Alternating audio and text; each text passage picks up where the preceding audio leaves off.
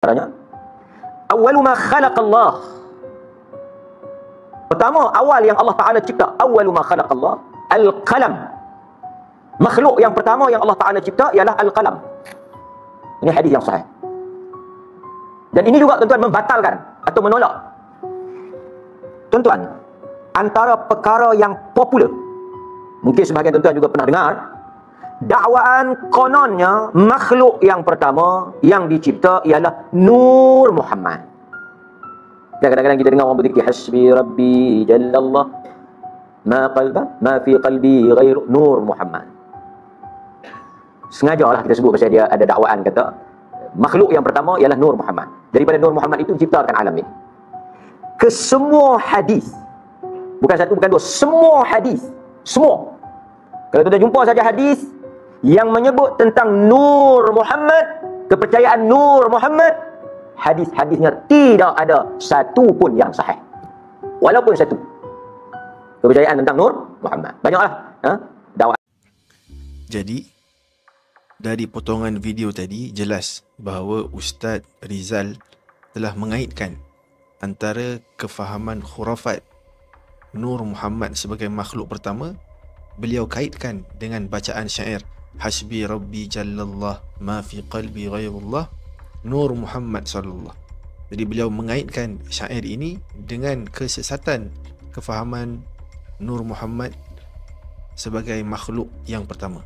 Jadi siapa yang menasyidkan lagu tu hasbi rabbi jallallah ma fi qalbi ghairullah Nur Muhammad, maka orang yang menasyidkan lagu ini dia percaya kepada konsep Nur Muhammad sebagai makhluk ciptaan Allah yang paling pertama sekali. Jadi mari kita tengok bagaimana Ustaz Nasai Hanafi menanggapi isu syair ini. Adakah seperti yang difahami oleh Ustaz Mat Rizal?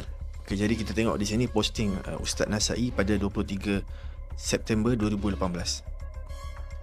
Ustaz Nasai tulis bait syair tadi yang dibacakan oleh Ustaz Mat Rizal, hasbi rabbi jallallah ma fi qalbi ghairullah Nur Muhammad sallallahu la ilaha illallah.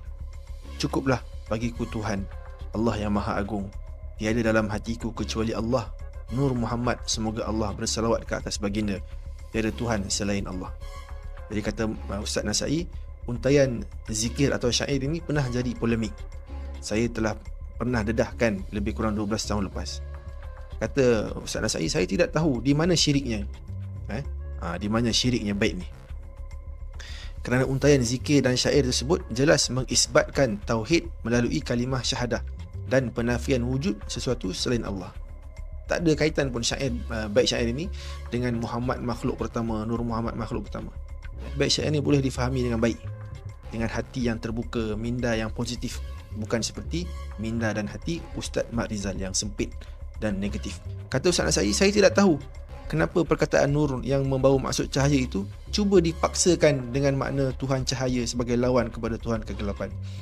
Kemudian kata Ustaz Nasai, berkaitan Nur Muhammad, memang ada puak sufi yang mengatakan Rasulullah adalah nur. Iktikad mereka bersandarkan hadis yang dinilai sangat lemah, bahkan palsu dan tidak wujud dalam kitab-kitab hadis. Betul, memang ada kefahaman Nur Muhammad yang khurafat mengarut. Tetapi kenapa nak dikaitkan dengan bait syair tadi? Kenapa nak dikaitkan dengan bait syair hasbi rabbi jallallah ma fi qalbi ghairullah Nur Muhammad sallallahu? Adakah orang yang menyanyikan bait syair ini mereka sudah pasti, sudah tentu mempercayai konsep Nur Muhammad? Tidak. Tengok bagaimana jelas dan cantiknya kupasan Ustaz Nasai. Kata Ustaz Nasai, tetapi adakah perkataan Nur Muhammad dalam untaian syair tadi semestinya memaksudkan akidah sufi yang menyeleweng tadi? Adakah mesti lazim biddarurah? Jawapan dia tidak, kata Ustaz Nasai. Sudah tentu tidak. Jadi ini satu jawapan balas yang sangat cantik kepada sempit dan jumutnya pemikiran Ustaz Mat Rizal. Dakwaan kononnya makhluk yang pertama yang dicipta ialah Nur Muhammad.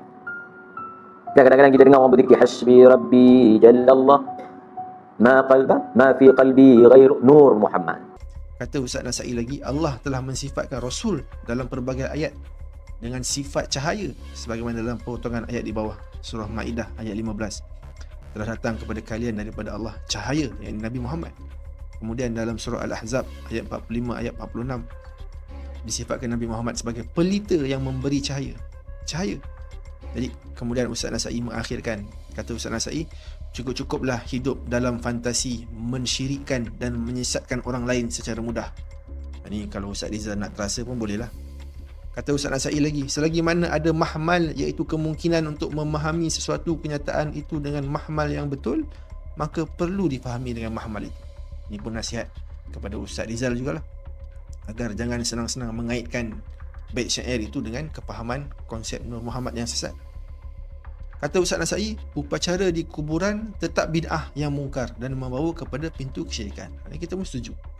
Upacara ghulu di kubur memang dhari'ah, membawa kepada pintu kesyirikan. Kemudian kata Ustaz Nasai lagi dalam posting 24 September di Facebook beliau. Kata Ustaz Nasai, saya tak boleh faham orang yang ingin kaitkan Nur Muhammad versi Sunni dan Nur Muhammad versi Sufi yang menyeleweng. Tak boleh nak faham, kata Ustaz Nasai. Orang yang nak cuba mengaitkan bait syair Nur Muhammad tadi tu dengan konsep Nur Muhammad yang sesat, cuba kaitkan macam Ustaz Rizal buat. Kata Ustaz Nasai, kalau dengan alasan menutup pintu syirik, apa kita nak buat dengan ayat-ayat Quran yang menyifatkan Nabi sebagai cahaya? Kalau ayat Quran tu kita boleh fahami dengan elok, kenapa qasidah tu kita tak boleh faham dengan elok? Ini Ustaz Rizal boleh jawab lah.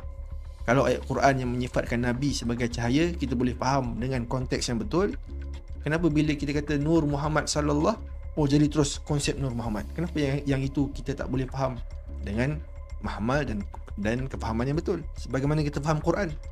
Kata Ustaz Nasai lagi, syair tersebut dibaca tanpa baris yang jelas. Nur Muhammad macam ni, Nur Muhammad sallallahu. Adakah ia dibaca dengan idhafah Nur Muhammadin, atau dibaca dengan badaliyah Nurun Muhammadun, atau mausuf Nurun Muhammadun? Kalau dibaca dengan Nurul Muhammadin idhafah, ia membawa maksud cahaya Muhammad, dan kita boleh faham sebagai makna yang betul, cahaya Islam, kebenaran yang dibawa oleh Nabi. Kalau kita baca dengan Nurun Muhammadun atas jalan badaliyah, ia adalah tafsiran ramai ulama tafsir terhadap perkataan Nur dalam ayat 15 surah Maidah. Kalau kita baca Nurun Muhammadun sallallahu la ilaha illallah, kalau kita baca bait syair begitu atas sifat mausuf, ia membawa makna cahaya yang terpuji. Jadi Muhammadun di situ bukan lagi satu kata nama, tetapi satu sifat dengan makna yang terpuji kepada Nabi kita, Nabi Muhammad sallallahu alaihi wasallam. Bolehkah Muhammad di situ difahami sebagai sifat dan bukan kata nama? Jawapan dia boleh. Nur Muhammad, cahaya yang terpuji. Nabi kita Nabi Muhammad, kerana isim alam iaitu kata nama boleh sahaja datang dalam bentuk irtijali jamid ataupun manqul wasfi. Jadi bila Nur Muhammad, tak semestinya Muhammad dekat situ nama, boleh jadi ia sifat juga. Kita boleh faham bait syair itu dengan kefahaman yang lurus, baik, mustaqim, seperti yang difahami oleh Ustaz Nasai. Tidak seperti kolotnya pemikiran Ustaz Mat Rizal. Poin ketiga, apabila Rasulullah disifatkan sebagai nur dalam Al-Quran, ia adalah makna majazi tanpa menafikan sifat kemanusiaan Nabi SAW. Kata Ustaz Nasai, kes ini menjadi rumit kerana kita telah ada mindset yang telah diset oleh sebagian ustaz yang berjuang menolak tafsiran menyeleweng konsep Nur Muhammad. Macam Ustaz Mat Rizal, dia punya semangat nak tolak konsep khurafat Nur Muhammad ni, pantang dengar je Nur Muhammad dekat bait syair mana-mana, terus kaitkan. Tapi kata Ustaz Nasai, bagi saya sejak 12 tahun yang lepas, saya telah menemui kefahaman yang harmoni daripada bait syair atau qasidah di atas. Jadi Ustaz Nasai kata dah 12 tahun yang lalu dia dapat faham bait syair ni dengan kefahaman yang lurus, kefahaman yang mudah, berselari dengan kitabullah dan sunnah Rasulullah sallallahu alaihi wasallam. Kata Ustaz Nasai, seruan meninggalkan syair dan qasidah itu kerana berbau akidah yang menyeleweng, seolah-olah seruan untuk menyembunyikan gelaran nur yang Allah kurniakan kepada Nabi. Allah sifatkan Nabi sebagai nur. Ada setengah golongan ni allergic bila dengar perkataan Nur Muhammad. Pelik. Jadi pada penonton boleh cuba baca tulisan Ustaz Nasai Hanafi pada 23 dan 24 September ini, agar hati kita bersifat baik, hati kita mendapat pedoman cahaya daripada ajaran Nabi Muhammad SAW, agar kita husnuzan dengan orang Islam, dan agar kita tidak menjadi kolot, lekeh, rendah pemikiran kita seperti Ustaz Mat Rizal. Wassalamualaikum warahmatullahi wabarakatuh.